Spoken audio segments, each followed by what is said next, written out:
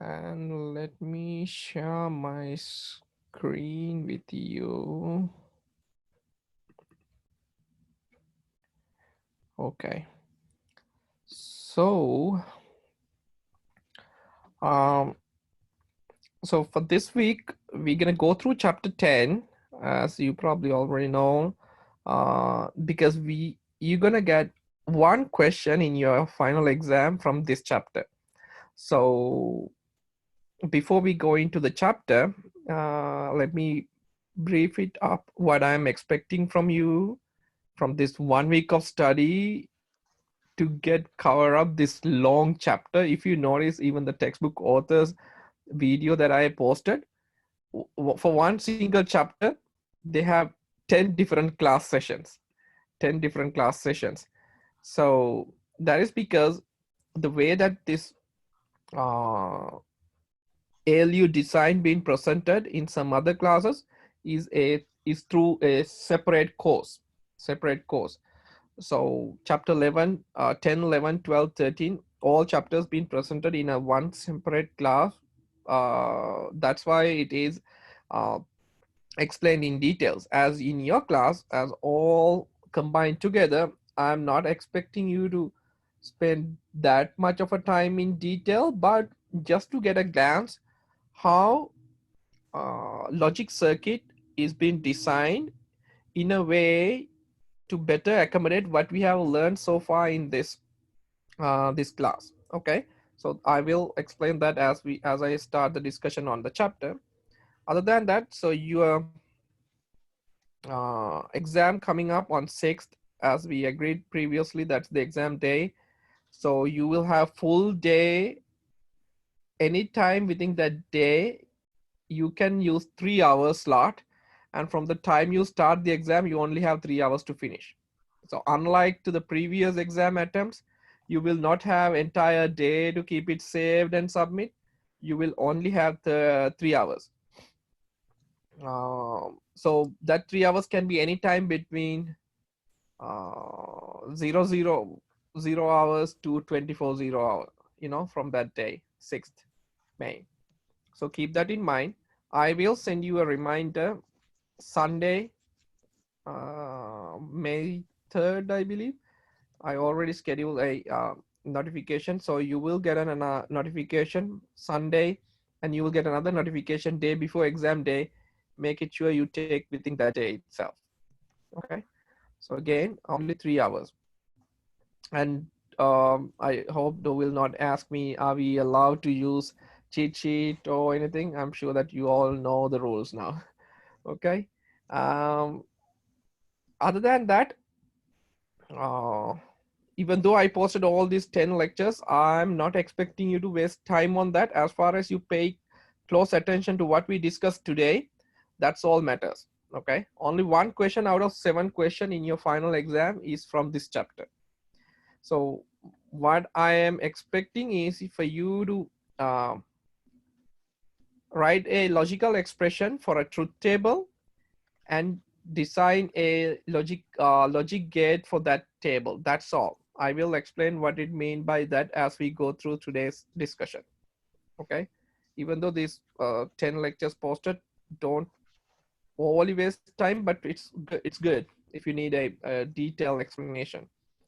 And the one another thing, so we need to get our course evaluation survey completed.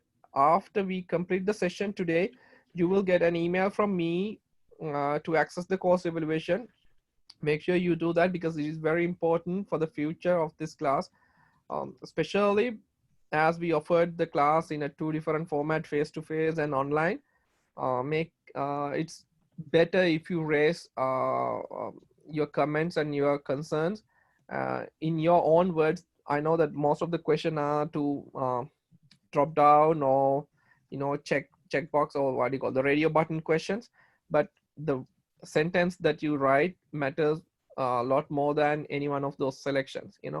So how you feel about any of those sessions, the way that we offered it, um, it matters a lot.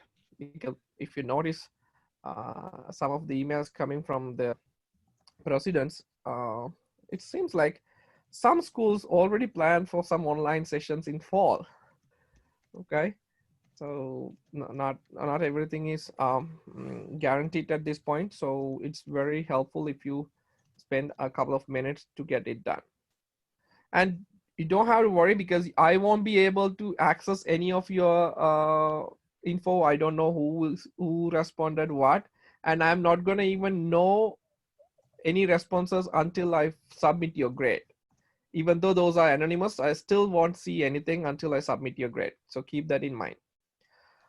Okay, any other question before I start the discussion on the chapter? All clear? Yep. Okay, cool. So now from this chapter, for this class, we start the discussion on the computer systems, and remember the 7 layers architecture that we discussed. So now we are into the bottommost layer where we discuss about the logic gate. So why it is important to know this area? Because previously we discussed about the assembly, the machine language, the high level programming language, or also we discuss about the application level.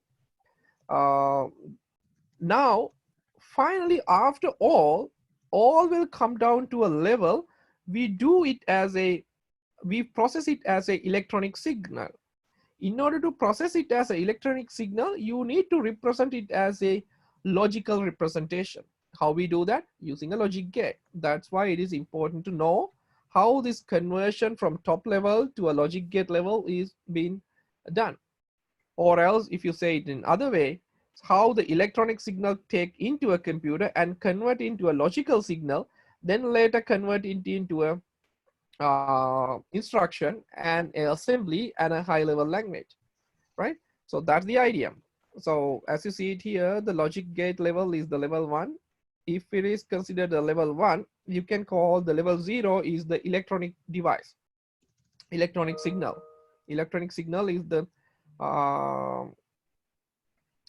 bottom level. So from there, you can go to the -1 level, which is called as a physical level, basically the hardware instruction, you know. So we are not worried about this level, but the logic gate level. So how we do that? Using a combinational circuits. Combinational circuit. In your 239 class, if you have taken it, probably some of you have already spent enough time on the first part of this discussion. You know, you probably know almost everything. So in a combinational circuit, we call it like a, sometimes you probably have call it as ICs. ICs, integrated circuits. So you don't see what is inside it. It's like more of an encapsulated capsule, you know, like a capsule, but you will see what are my inputs and what are my outputs. How you send your inputs into the IC and how you take your output. It can be 2, it can be 3, it can be more, right? So how we design the circuit is using the logic gates. To better design the logic gate, you need to have a proper expression associated with that gate. In order to get the gate going, you need to have a correct truth table to represent what you want to represent, right? If you have a truth table, you can design an expression for that. If you have the right expression, you can design a logic diagram for that. So to start with truth tables, so I'm sure that you have family with 2 input truth tables. You probably have done that many times, right? A, B, and gate or gate. You have done that enough number of times.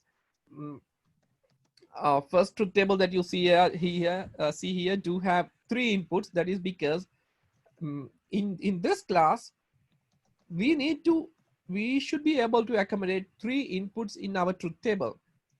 If you remember the discussion from the accumulator and the index registry design, some instruction will take whatever already in accumulator and make some association with the address content that you take from the memory and apply a instruction and store it back into an accumulator or index registry, right?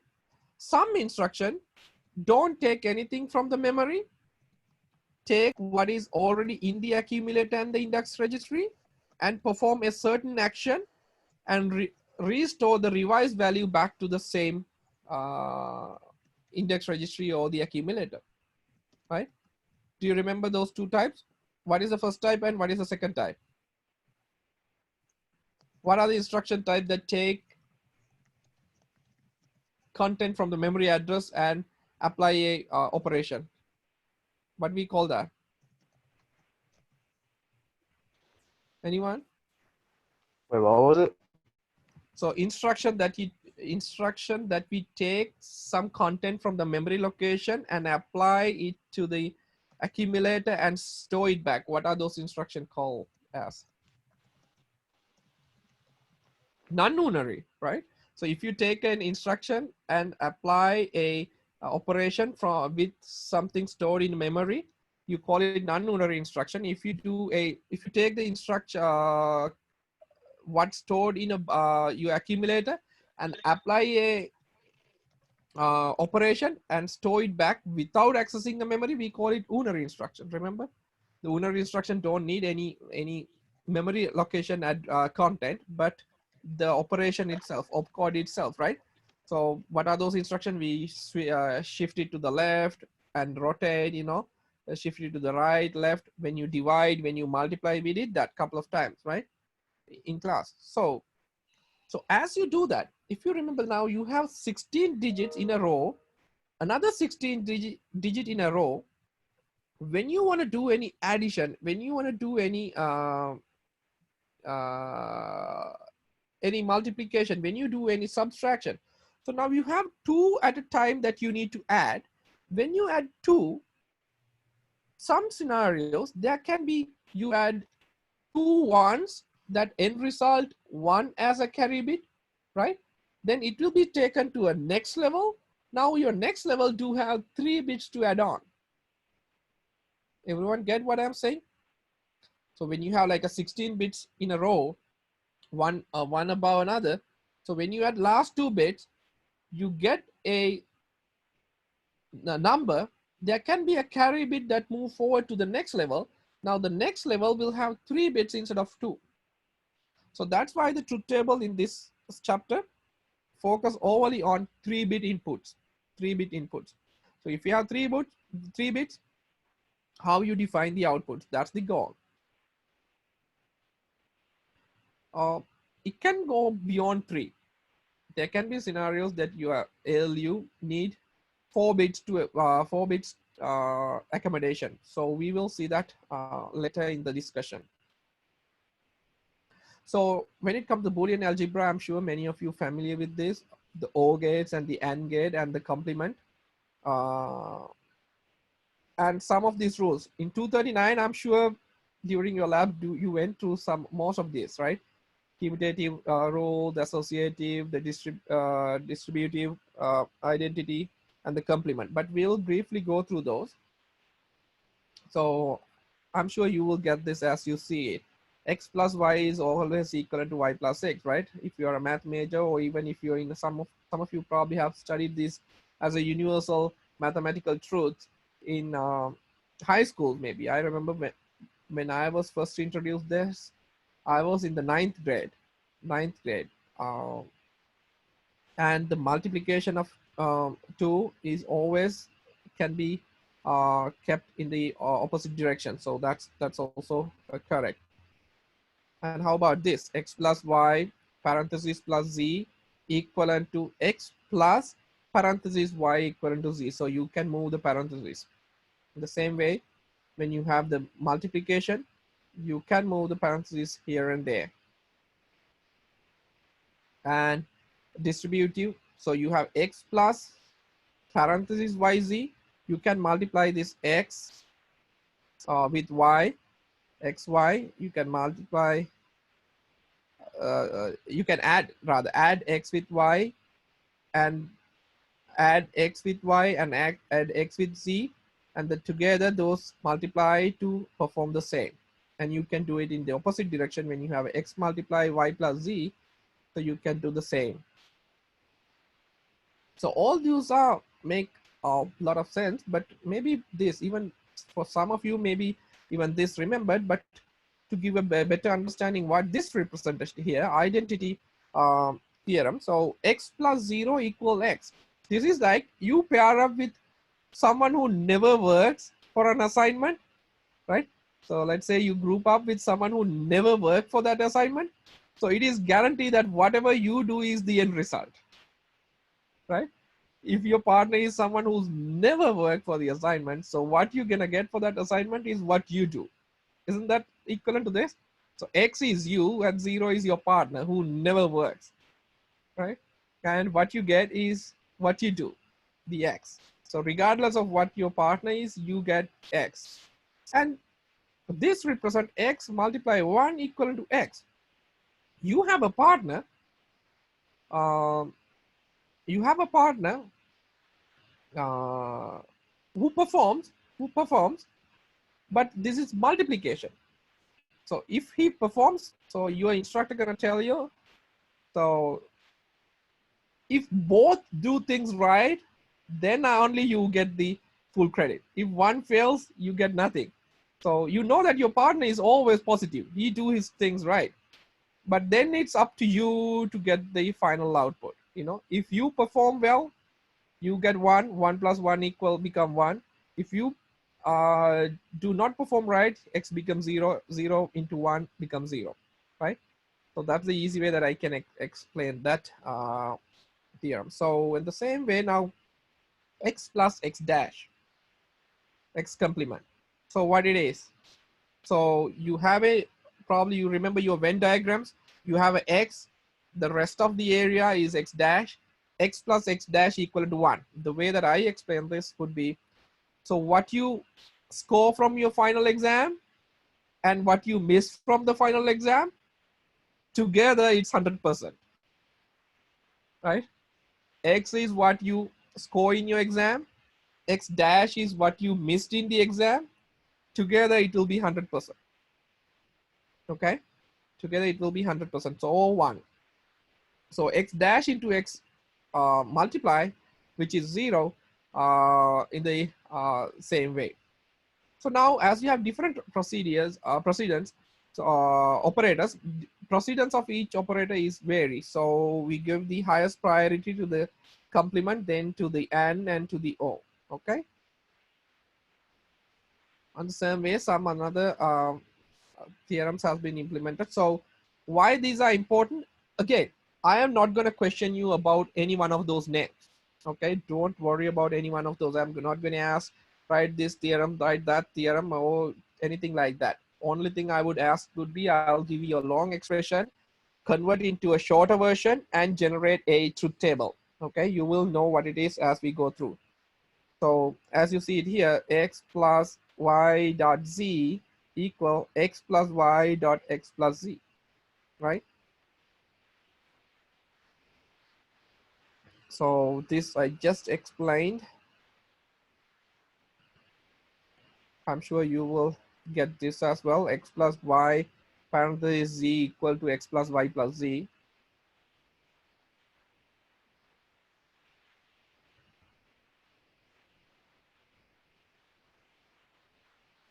And if you and partner both are equal, both perform the same way, then you know what it is, right?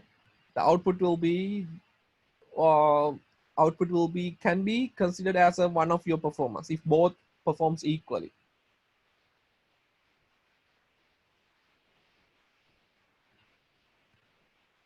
And when you add, when your instructor says, if one of you perform well, I give you full credit. So you group up with a partner who always do the right thing, then you are safe. Even if you fail, you will still get the full credit, right? This is a better way than the previous one, right?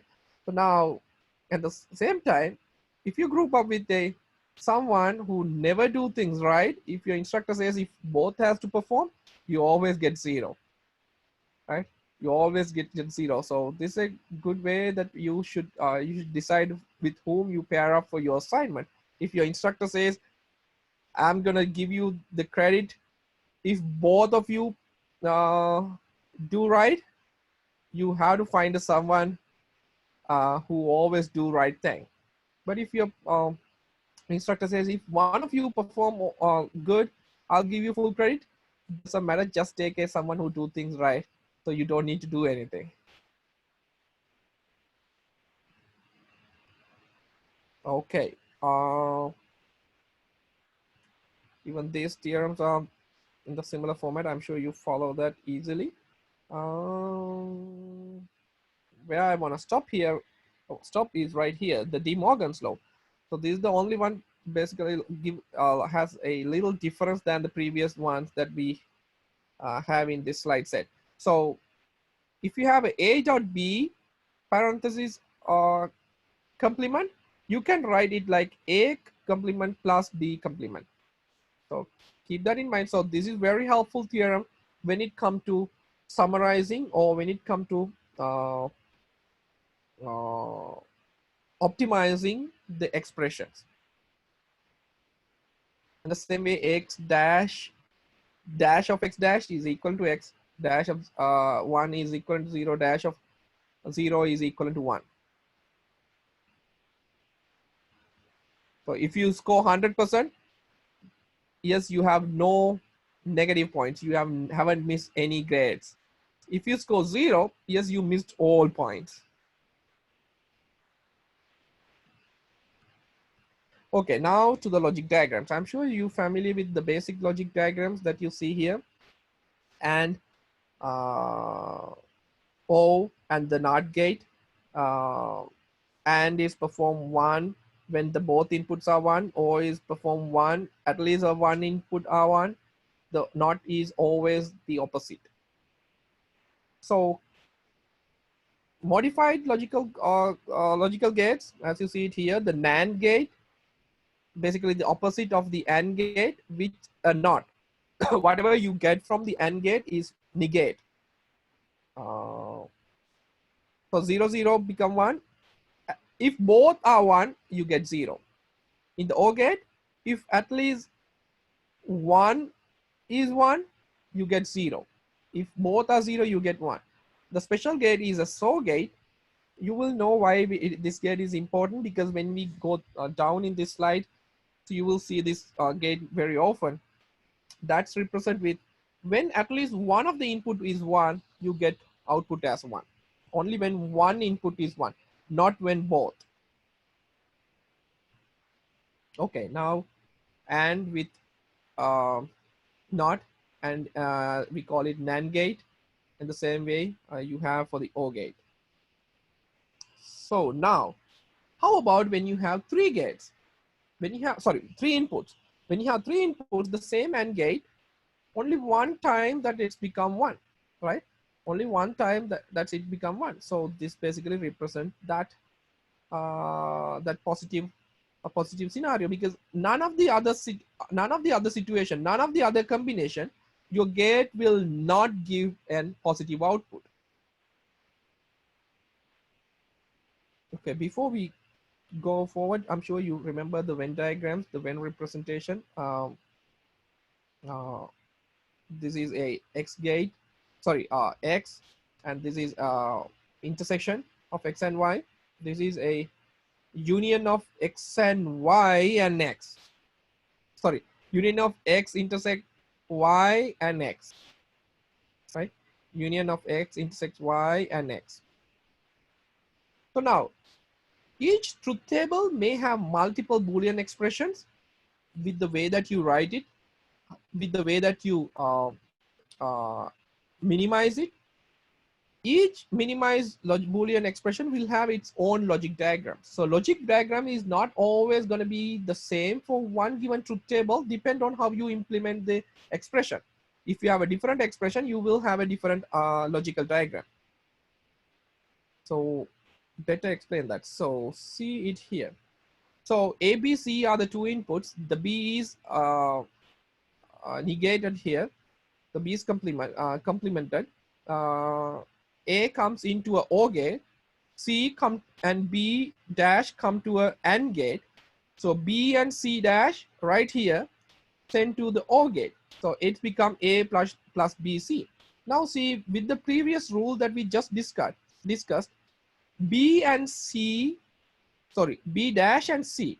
B dash and C. In order to make this 1, B need to be 0, C need to be 1, right? Agree? In order to make B dash C1, B need to be 0, C need to be 1. If B is 0, B dash is 1, right? So 1 multiply 1 become 1. A need to be A or this need to be 1 to have final output as a 1. So because as you see and here, so and sign some multiply addition sign here. If one of those were 1, output is 1.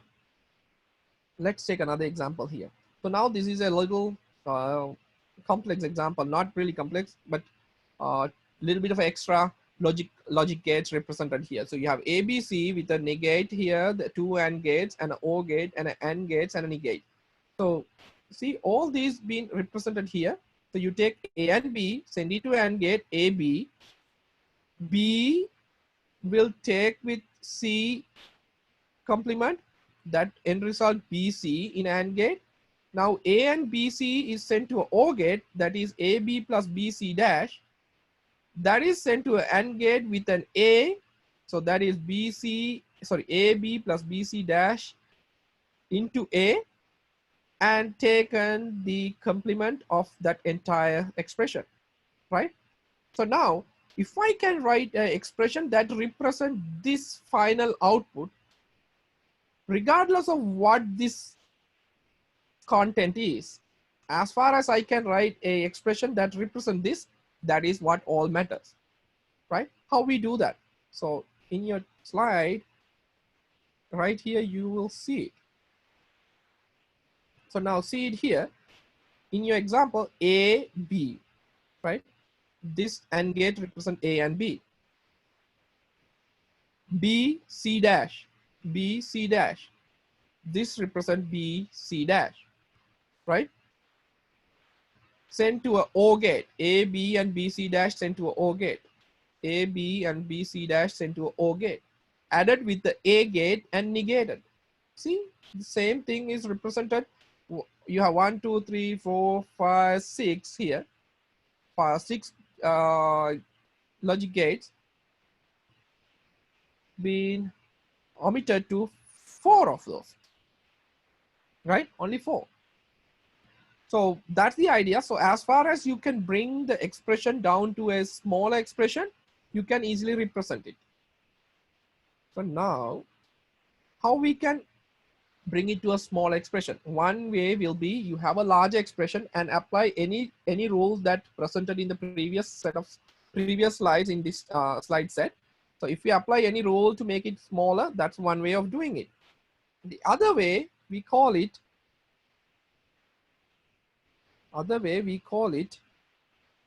K-maps. K-maps. So K-maps are built in a way that you can easily find the smallest representation or the most optimized representation for any large expression. How they do that? So in a K-map, you represent your logic gates in a 2-dimensional area like this. As you see it here, the 0, 1 is representing A here. This side represent B and C. So in the B and C, you also should need to notice one thing that probably not in the pattern that we are used to. See 0, 0, 0, 1, instead of 1, 0, you will see 1, 1 first, then the 1, 0, right? So I am not expecting you to be expert in K-maps for this class, but keep in mind, by definition, you bring this here to bring the gap between two cells to be kept to a minimum. So if you want to spend a little bit of extra time in detail, you will know what it is. But as we are limiting ourselves for maximum 4 inputs, so as far as you keep this pattern, remember, you will be easily able to get it done. So 0, 0, 0, 1, keep in mind here the 1, 1. So now what we're going to do with this? What we're going to do with this will be any positive inputs we need to represent in the K-maps, and we draw we group any positives into a groups of ones or twos or fours. So as you see it here, there are two positives in this K maps, right? Two ones, rest are zero. For any scenarios, it is zero except these two. So now forget about zeros and focus only on ones. As far as we can draw a logic gate that pass these two values, that's all what we need, right? Everything else will be rejected. So how are we going to write an expression for this? So if you notice it here, this 1 and 1 being parallel to 0 of A, that means A value stay 0 for both these scenarios, right? A value stayed 0 for both these scenarios. So therefore we keep, for this expression, we keep A as dash. At the same time, if you notice it here, the B value stay 1 and B value stay 1. C value change 1 to 0, right? The value of C change from 1 to 0. As C changes within these two positive positive outputs, we disregard C. As A and B stay unchanged, we only gonna write those two in the expression. So A is retained as A 0, so therefore A dash, and B is retained as 1, so therefore this expression can be written as A dash B. Originally this is obtained from this expression, now it is simplified to A dash B. If you take another example, let's say this one. So you have a 3 values, right? 2 angles. So as I said, you always have to group it up with 2 values together. So now here, this is A. A stay at 1. A stay at 1. B stay at 1 here. B stay at 1 here. That's why you have this AB. And the same way, this one, A changes, B and C doesn't change. See, B and C stay at 1, 1. So that's why it is considered as BC. Now this long expression is being converted to BC plus AB. Everyone get that idea? Question? No? All good? All good so far?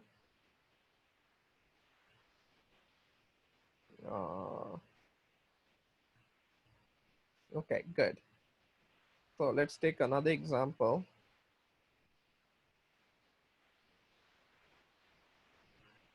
Okay, sometimes those let me take a little. Yeah, that's fine. So sometimes those values can be group of fours.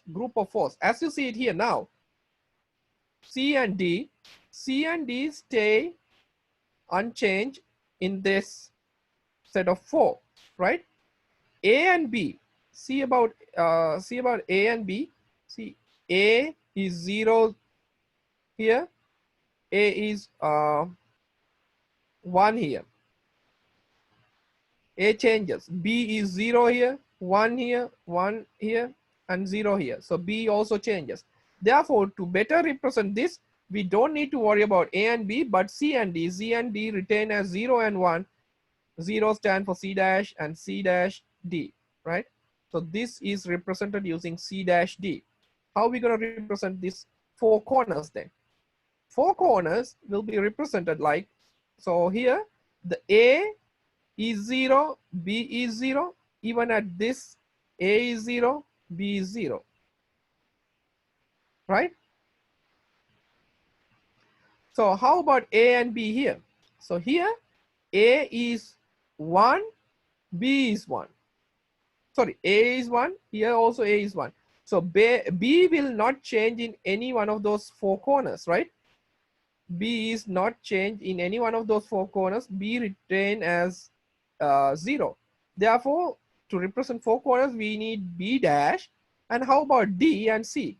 C is 0 here, C is 1 here. So we don't need C. If it's changed at least once, we don't need it. So D is 0 here, D is 0 here, D is 0 here, D is 0 here. Therefore D dash. So C dash D plus B dash D. Everyone get the way that K-maps group it up and simplify the expression. Again, so K-maps are not mandatory. That's one way of simplifying the expression. As far as you apply the rules and simplify the expression, that that's the other way of doing it. So ultimately from the K-maps, why we are doing all this? We are doing all this now. We need to find a mechanism how we gonna add those values in your register, the 16 values in your register, to with another values and generate an output. That's the goal, right? So that's where we started the discussion. We need to add those values in the registry and add together and generate the output. So to do that, we build a logic gate based representation, which is hidden. You don't know how it's worked. Based on the logic gate representations, we will know how it's actually being built in a minute. But before that, you have a 3 inputs in here. We call this kind of a multiplexer.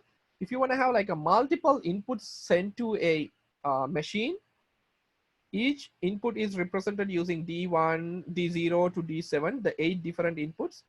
To represent 8 different inputs, you need to have 3 different input values, right?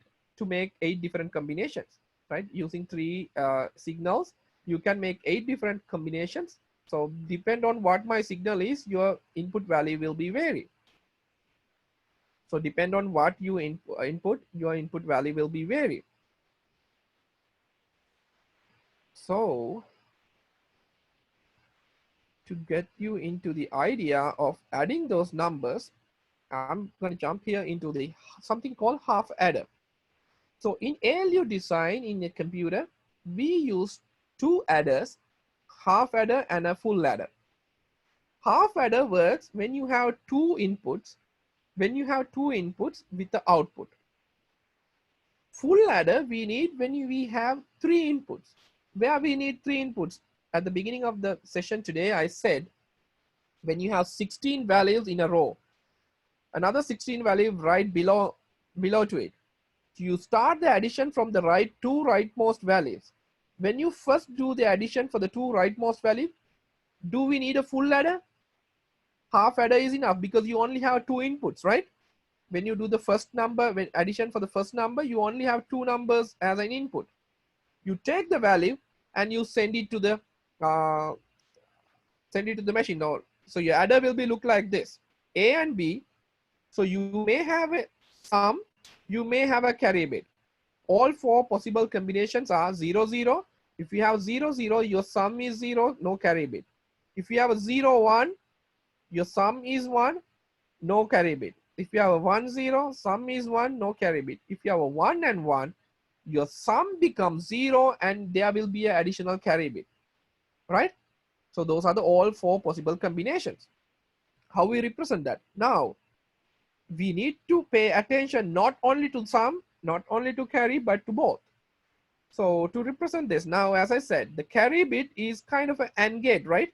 When the both are 1, the carry bit raised to 1. So that is why you have this AND gate represented here with A and B called as the carry bit.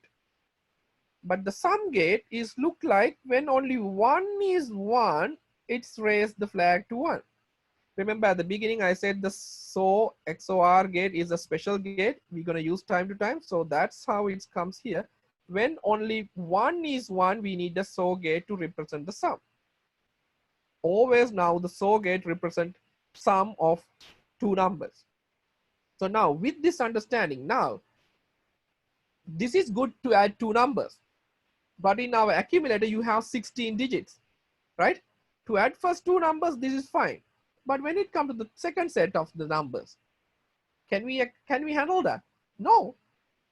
Yes, we can add those 2 numbers, but how about if we had a carry bit from the previous addition, right?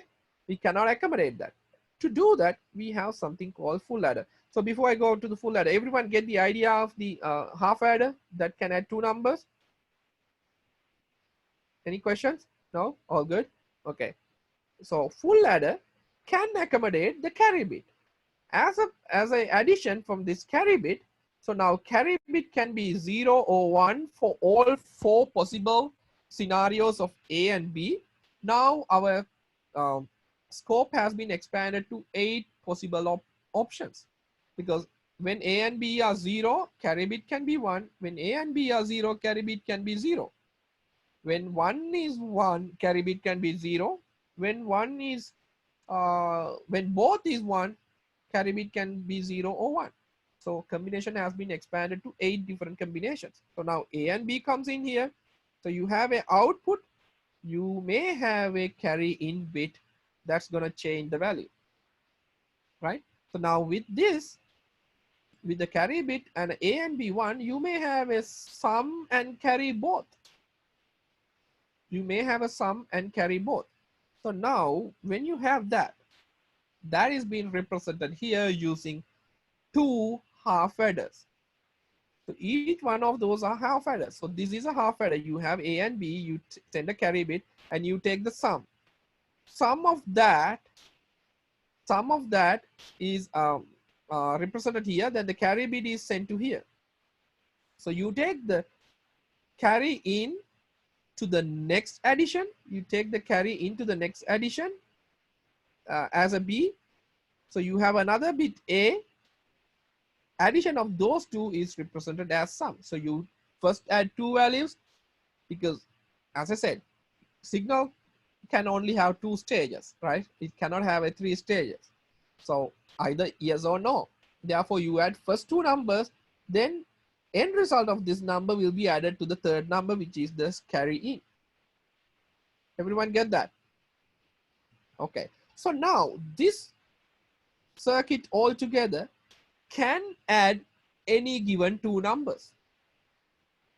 So if we place this in a sequence where each carry out is sent as a carry in for the next addition, so that basically can do our job to add all 16 numbers. So we don't need 16 numbers, but to make things simple, see it here. If we want to add 4 numbers, first one is a half adder because you only have 2 numbers. From the first one, you add the half a number, you have the S out, then the carry out is being sent to the second one. Now you add the second 2 numbers with the carry in, right? You add the second 2 numbers with the carry in, generate the carry out, and the number 2. It is like in your accumulator, you have 16 numbers. You start with the rightmost one, you add the two rightmost numbers. If there is a carry out, you send it to the next one, add it as a carry in for the next one, do the addition, repeat the same until you go to the 16th digit. Now, remember at the beginning, or not at the beginning, in the middle of the semester, we discussed about the C bit and the V bit and the N bit and the Z bit, right? N and Z are pretty straightforward. If the answer is negative, N is negative, right? If the answer is 0, or if the instruction is 0, all 0, you raise Z. So now C and V are what we see here. Remember the C and V bits that we discussed in the past. So C is basically the carry out. Remember we talked about the carry bit in that session. So carry bit, if the carry bit is 1, if the last addition is 1. Sorry, last addition has a carry out. If the last addition has a carry out, the carry bit stays 1, C bit. And the same time, the V bit is being raised 1. As a result of the last addition, if you have the wrong value, if the negative value being changed to a positive value, or if the positive value being changed to a negative value, you raise V as 1. To do that, you have a SOR gate here. So if the negative value, see, you take the value from the one previous to the last addition, the SOR gate applied to represent that. I'm not expecting you to explain that in detail, but spend a little bit of a time how this algorithm works to add all those numbers, because each one of those small box is a representation of this, right? Each one of those small box here is a representation of this, which is this. So you have half adder. Half adder is represented like this. Now this half adder, two of those together make a full adder, and the full adder in a sequence make the complete addition. So now if we have that, then that is what we need to build a ALU, because ALU is always about adding the numbers, right? Basically dealing with two numbers. So you have two inputs coming up, you have the result, you have the C out V and the Z out and the N. You may have carry in.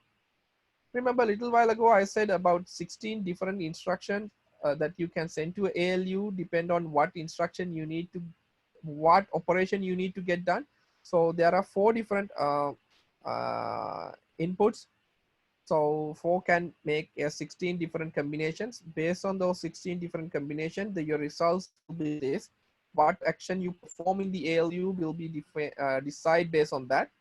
But that's not what you want to pay your mostly attention. You have 2 bits A, B, sent to ALU one at a time. You take the turn from starting from the very first addition. You take the carry out and send it to the next addition, and you repeat that until you have all 16 values added. Then you have the V and C out decided. Everyone get the idea? Okay, so the rest is basically about representing same using the uh, main ALU design. I'm not expecting you to draw any one of those diagrams, but you may spend a little bit of time on your own on those. Not before the exam, you know. I'm not going to question any one of those. Anything beyond this slide where the ALU being presented after 98 to 112, I'm not worried about those.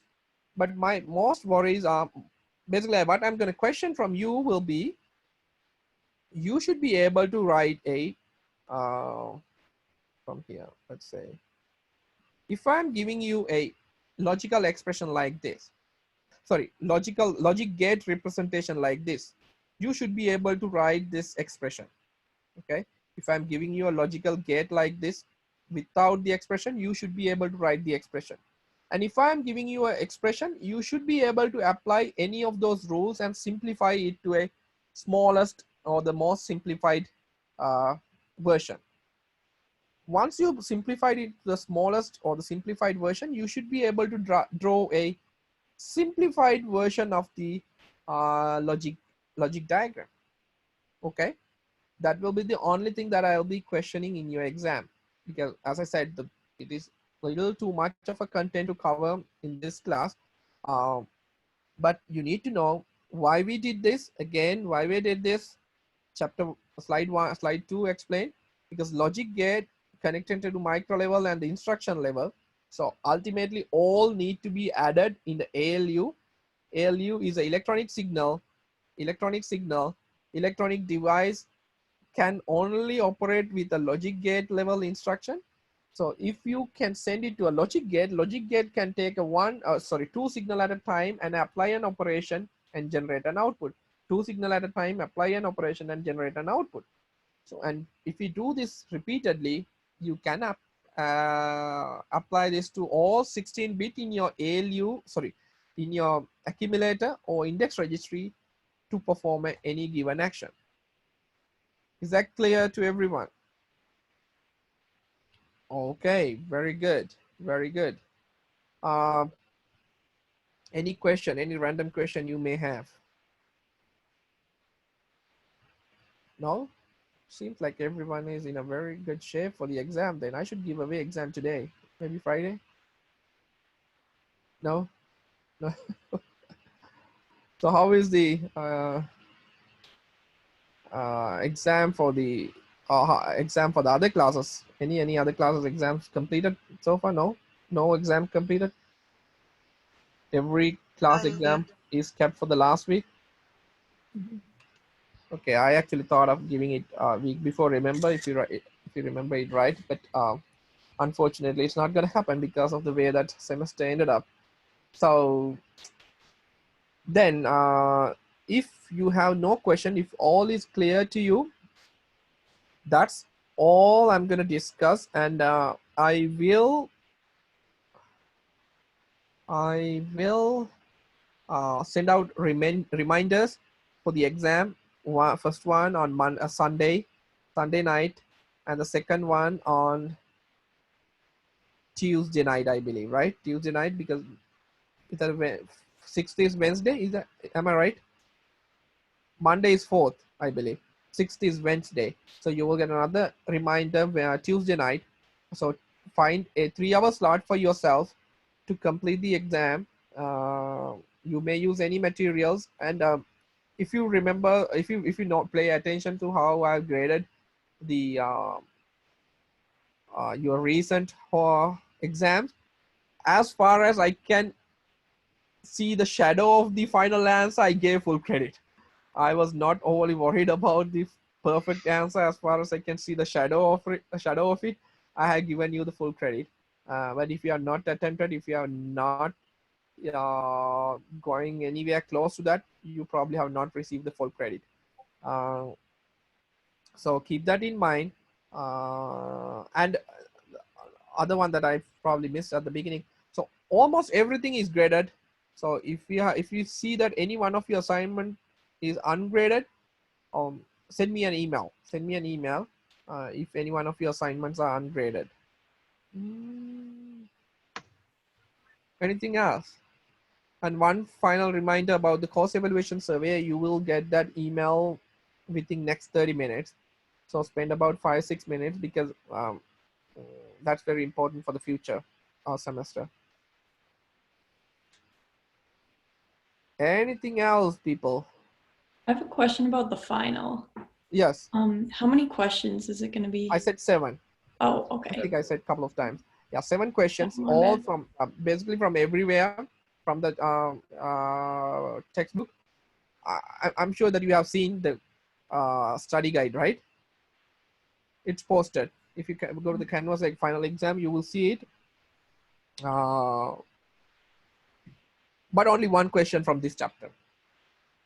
The last question, the 7th question, as I said, it's going to be a conversion of a